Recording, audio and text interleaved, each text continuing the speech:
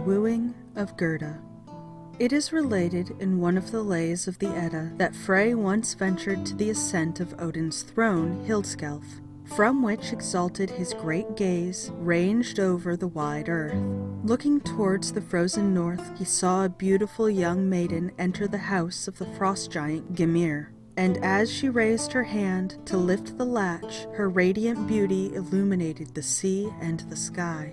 A moment later, this lovely creature, whose name was Gerda, and who is considered as a personification of the flashing northern lights, vanished within her father's house. And Frey pensively wended his way back to Elfheim, his heart oppressed with longing to make this fair maiden his wife.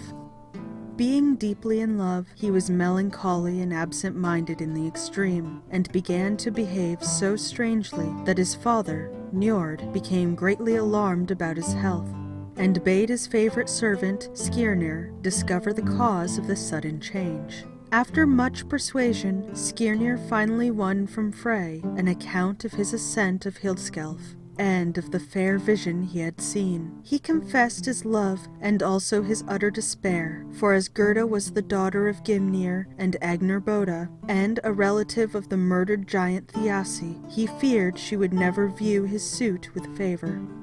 In Gymir's court I saw her move, the maid who fires my breast with love. Her snow-white arms and bosom fair shone lovely, kindling sea and air. Dear is she to my wishes more than e'er was made to youth before. But gods and elves, I wot it well, forbid that we together dwell.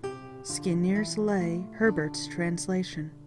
Skirnir, however, replied consolingly that he could see no reason why his master should take a despondent view of the case, and he offered to go and woo the maiden in his name, providing Frey would lend him his steed for the journey, and give him his glittering sword for reward.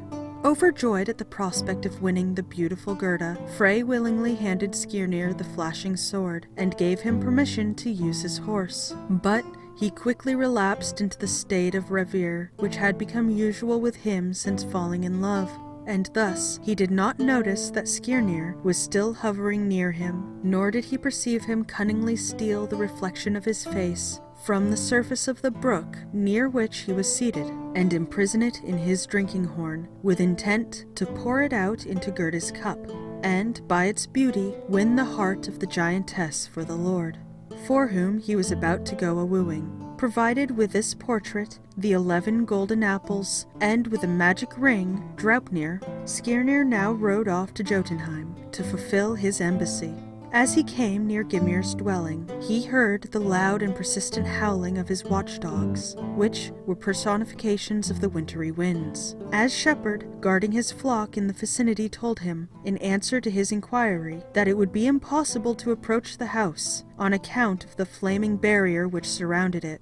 But Skirnir, knowing that blodug-hofi would dash through any fire, merely set spurs to his steed, and, riding up unscathed to the giant's door, was soon ushered into the presence of the lovely Gerda. To introduce the fair maiden to lend a favorable ear to his master's proposals, Skirnir showed her the stolen portrait, and proffered the golden apples and magic ring, which, however, she haughtily refused to accept, declaring that her father had gold enough to spare. I take not, I, that wondrous ring, though it from Baldur's pile you bring. Gold lack not I in Gymir's bower, enough for me my father's dower. Skirnir's Lay, Herbert's translation. Indignant at her scorn, Skirnir now threatened to decapitate her with his magic sword, but as this did not in the least frighten the maiden, and she calmly defied him, he had to recourse to magic arts. Cutting runes in his stick, he told her that unless she yielded ere the spell was ended, she would be condemned either to eternal celibacy or to marry some aged frost giant whom she could never love. Terrified into submission by the frightful description of her cheerless future, in case she persisted in her refusal, Gerda finally consented to become Frey's wife, and dismissed Skirnir's promising to meet her future spouse on the 9th night, in the land of Buri, the Green Grove, where she would dispel his sadness and make him happy. Bury his height, the seat of love, 9 nights elapsed in that known grove. Shall brave Njordr's gallant boy from Gerda take his kiss of joy. Skirnir's Lay, Herbert's translation. Delighted with his success, Skirnir hurried back to Elfheim, where Frey came eagerly to learn the result of his journey. When he learned that Gerda had consented to become his wife, his face grew radiant with joy, but when Skirnir informed him that he would have to wait 9 nights ere he could behold his promised bride, he turned sadly away, declaring the time would appear interminable.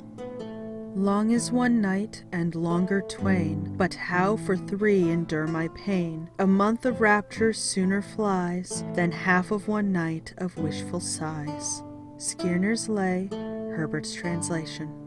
In spite of his lover-like despondency, however, the time of waiting came to an end, and Frey joyfully hastened to the green grove, where, true to her appointment, he found Gerda, and she became his happy wife, and proudly sat upon his throne beside him.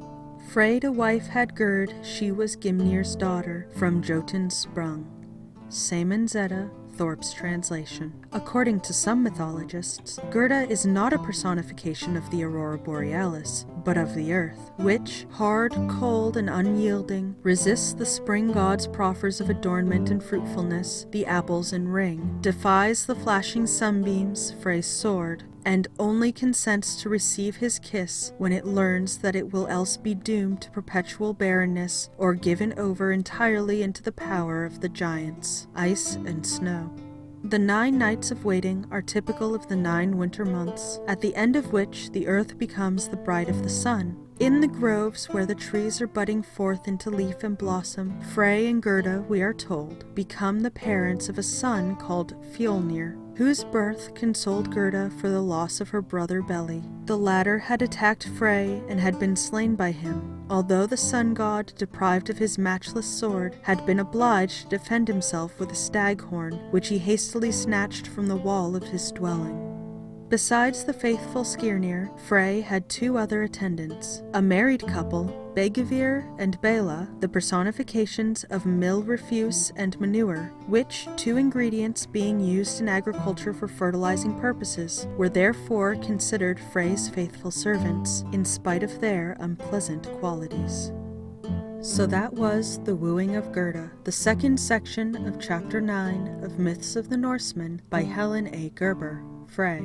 I will be working my way through this book section by section, and if there are any other public domain books that you would like for me to read, please leave a comment below. Did you enjoy this video? Then subscribe for more, and be sure to check me out on Facebook and Patreon. Thank you for listening, and have a lovely evening.